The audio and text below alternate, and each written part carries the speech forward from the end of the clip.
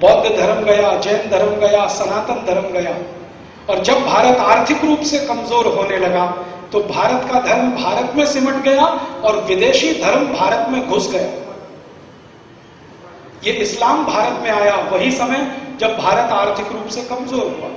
ईसाइयत उस समय आई भारत में जब भारत और ज्यादा कमजोर हुआ। आपका धर्म तो सिमट गया, विदेशी धर्म आप पर हावी हो गया और धीरे धीरे धीरे धीरे हावी होता चला जा रहा है। और वो जो हावी होता चला जा रहा है अब आगे और हावी होने वाला है। एक स्लाइड में आपको और दिखाता हूं। मैं जो आपसे कहा ना international organisations are VAT free, वो प्रोविजन मैं आपको दिखाना चाहता हूं। ये next next next next next next next next, वो सबसे इंपॉर्टेंट है। नेक्स्ट नेक्स्ट नेक्स्ट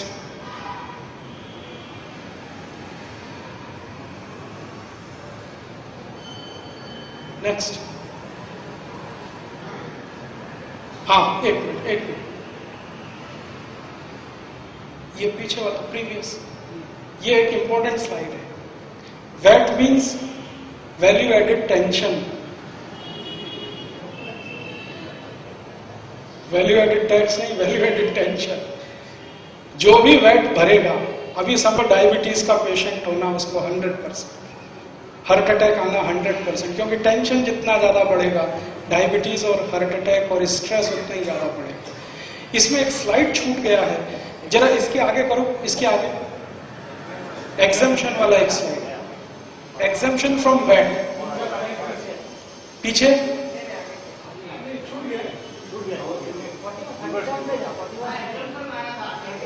एग्जम्पशन जहां आया उसी स्लाइड में, दिस वेरी इंपॉर्टेंट। एग्जम्पशन में क्या है, शुरू में तो दिया है sale by a unit in SEZ, special economic zone. सरकार ने हर राज्य में कुछ स्पेशल इकोनॉमिक जोन बनाए, अगर उसमें आपकी यूनिट है और वो कुछ भी बिक्री करती है तो वो वैट फ्री है भाई। हाँ, 100% EOU, एक्सपोर्ट ओरिएंटेड यूनिट अगर आपकी है 100% तो वो वैट फ्री है। उसके बाद इलेक्ट्रॉनिक हार्डवेयर टेक्नोलॉजी पार्क में आपकी यूनिट है तो वैट फ्री है। Sale by eligible unit availing the benefit of exemption from tax, work contracts awarded by government departments and, देखिए next last, specified diplomatic authorities and international organisation. Diplomatic authorities क्या होती हैं? पाकिस्तान का high commissioner, America का embassy, ये सब diplomatic authorities है। ये सभी कुछ भी करेंगे तो वैट फ्री है, वो ठीक है, क्योंकि हम भी उनके देश में कुछ करें तो वैट फ्री है। लेकिन जो खतरनाक है वो ये एंड इंटरनेशनल ऑर्गेनाइजेशन, ये कोई देश में वैट फ्री नहीं है, हमारे यहाँ। और इंटरनेशनल ऑर्गेनाइजेशन, ये दो शब्दों को डाल देने से बहुत बड़ा काम हो गया। मैंने आपको थोड़ी देर पहले कहा कि सभी चर्च भारत में इंटरनेशनल ऑर्गेनाइजेशन है, माने चर्च की सारी एक्टिविटीज वैट फ्री होगी। वैट फ्री होगी माने चर्च के किसी भी डॉक्यूमेंट पर कोई वैट कमिश्नर कुछ नहीं कर सकेगा। चर्च कुछ भी करे, 18,000 करोड़ मंगाया और भारत के लोगों को ईसाई बनाने के लिए बांट दिया उन्होंने। कमिश्नर को मालूम है, आपको भी मालूम है, आप शिकायत करें, मैं शिकायत करूं, कुछ नहीं होगा क्योंकि वो वैट फ्री। इंटरनेशनल ऑर्गेनाइजेशन का जितना भी इनकम है वो भी नेट इनकम का जो टैक्स है वो भी फ्री है। जैसे मैं आपको बताऊं ना, American embassy, American embassy Bharat में भारत जी सबसे बड़ा प्रॉफिट मेकिंग इंस्टीट्यूशन है, सबसे बड़ा प्रॉफिट मेकिंग इंस्टीट्यूशन। कारण क्या है?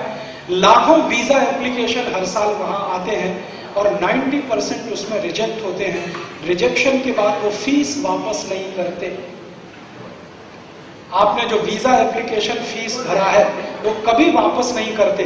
मैंने पिछले साल महाराज जी हिसाब जोड़ा था, जितने एप्लीकेशन भारतवासियों ने अमेरिका में वीजा के लिए दिए, उन पर जितना फीस उन्होंने दिया 2000 करोड़ रुपए लास्ट ईयर, और 2000 करोड़ रुपए टोटल टैक्स फ्री इनकम है अमेरिकन एम्बेसी की। अमेरिका की कोई कंपनी से भी ज्यादा नेट इनकम अमेरिकन एम्बेसी करती है इस देश को। क्योंकि हिंदुस्तान में सबसे ज्यादा पागलपन है अमेरिका जाने के लिए। और अमेरिकन एम्बेसी हर साल 2 साल में फीस बढ़ाती जाती है, हर साल 2 साल में फीस बढ़ाती जाती है, हर साल 2 साल में फीस बढ़ाती है।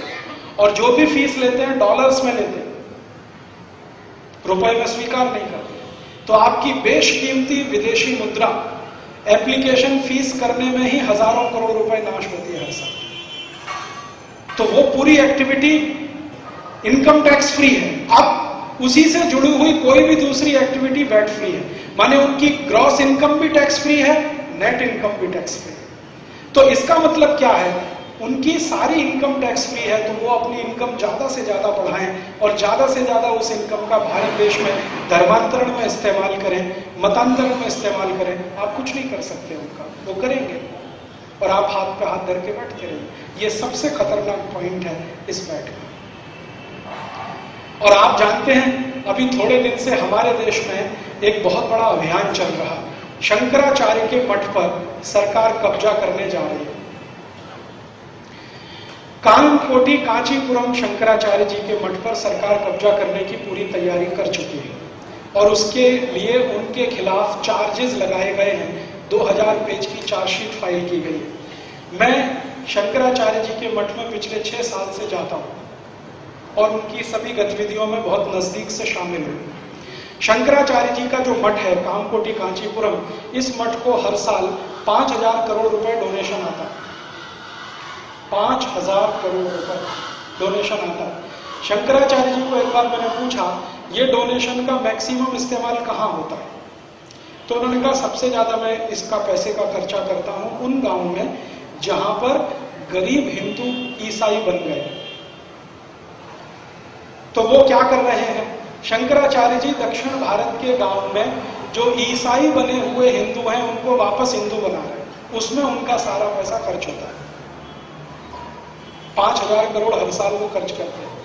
मैंने एक दिन कहा शंकराचार्य जी को ये तो बहुत बड़ी रकम है जो आप खर्च कर रहे हैं। तो शंकराचार्य जी ने कहा तुमको मालूम है ईसाई बनाने के लिए 18,000 करोड़ खर्च हो रहा है ऐसा, मैं तो उसका 1/3 भी नहीं कर रहा हूं।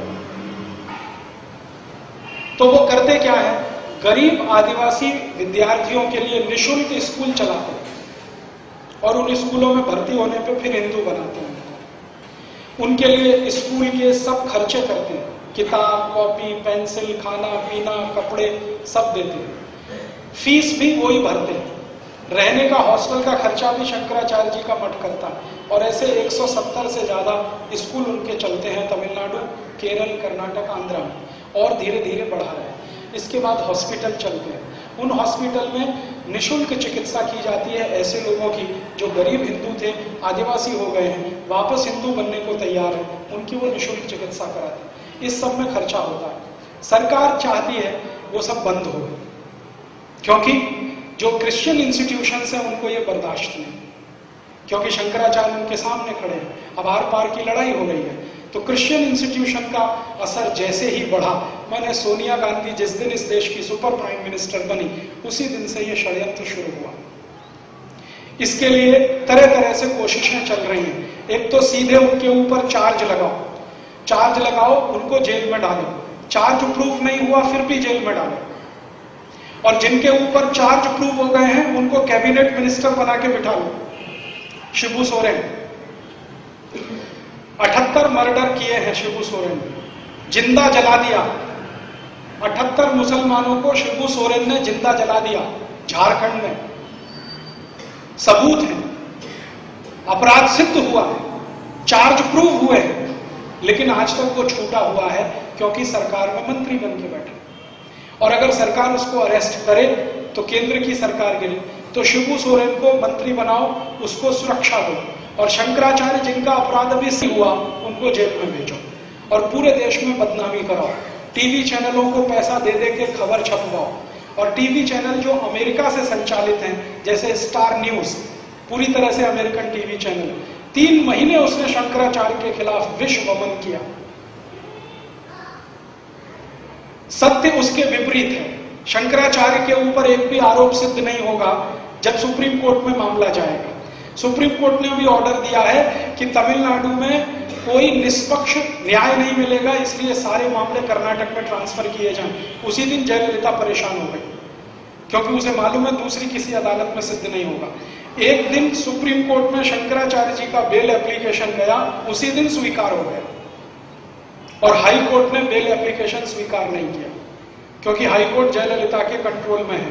जयललिता सोनिया गांधी के कंट्रोल में है, सोनिया गांधी चर्च के कंट्रोल में है। और आप याद रखिए इस बात को, कभी भूलिए मत, अभी थोड़े दिन पहले पोप मर गया, पोप जॉन पॉल। हमारे देश में 3 दिन का राष्ट्रीय अवकाश हो गया। पोप मर गया, ठीक है, मर गया तो क्या करें उसका, हमसे क्या लेना देना उसका। वेटिकन सिटी 3 दिन का करे या 30 दिन का, हमें उससे क्या लेना देना।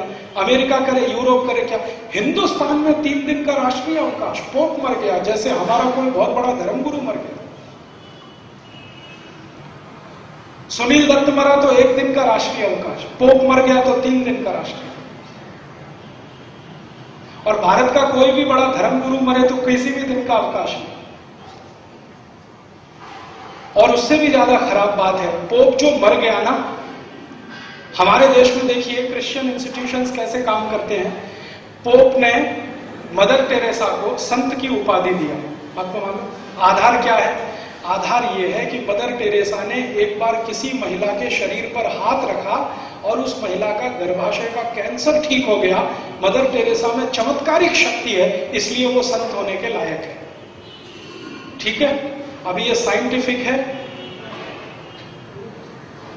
ये साइंटिफिक है कि उन्होंने किसी के कंधे पे हाथ रखा और उसका गर्भाशय का कैंसर ठीक हो गया, इसलिए मदर टेरेसा संत होने के लायक है। ये 100% सुपरस्टिशन है, अंधविश्वास है, लेकिन भारत सरकार ने इसके खिलाफ कुछ नहीं किया। ठीक है, अब भारत के कोई साधु संत अगर इस तरह का काम करें तो वो जेल के अंदर, क्योंकि वो अंधविश्वास फैला रहे हैं। कानून ऐसे बनाए जा रहे हैं आपके देश में, कोई क्रिश्चियन करे तो साइंटिफिक है, हिंदू करे वही काम को तो अनसाइंटिफिक हो गया।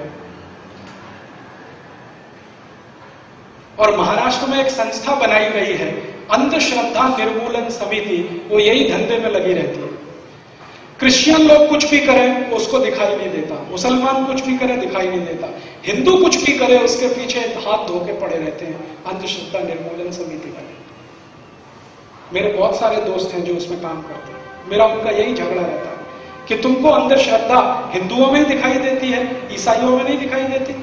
मदर टेरेसा से ज्यादा अंधविश्वासी कौन होगा जो किसी के हाथ रख दे कंधे पर और कैंसर ठीक कर दे? अगर ऐसा होने लगे तो मदर टेरेसा ने पोप जॉन पॉल पे हाथ क्यों नहीं रखा? उनको तो पार्किंसन डिसीज था 20 साल से। पोप जॉन पॉल को तो पार्किंसन था ना 20 साल से, मदर टेरेसा ने क्यों नहीं हाथ रख दिया? पोप जॉन पॉल क्यों नहीं ठीक हो गए? अभी थोड़े दिन पहले एक बेनी हिन नाम का हिंदुस्तान में ईसाई पादरी आया, बेनी हिन, उसका बेंगलोर में बहुत बड़ा फंक्शन हुआ। तो उस फंक्शन में वो तमाशा क्या करता, आपको ईसाई बनने का है, वो संघ परिवार उसमें जाइए, सभा में जाइए, वो भाषण करेगा, 10 लोग